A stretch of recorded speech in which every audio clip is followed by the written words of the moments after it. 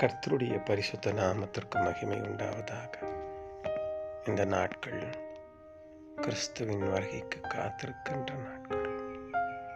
காலங்கள் சீக்கிரமாய் ஓடிக்கொண்டிருக்கின்றன. நம்ம எல்லார் மேலையும் தேவன் தம்முடைய அழைப்பை வைத்திருக்கிறார். வேதம் சொல்லுகிறது, எவர்களுடைய ஆவி எழுப்புதல் அடைந்ததோ, எவர்களுடைய ஆவியில் உற்சாகம் காணப்பட்டது, கர்த்தர் யாரை எழுப்பினார் மௌனமாயிருக்க முடியவில்லை. யாராவது தன்னை அடைக்கட்டும் என்று தன்னை மேன்மைப்படுத்தும்படி எதிர்பார்க்க சேவை செய்ய அழைக்கப்பட்டிருக்கின்றோம்.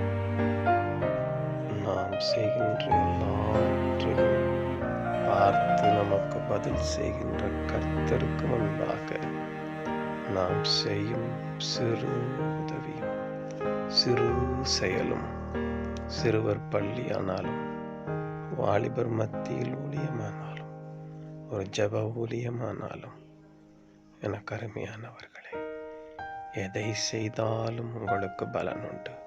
நிச்சயமாய் பலன் வரும். முடிவில் சந்தோஷம் உண்டாகும்.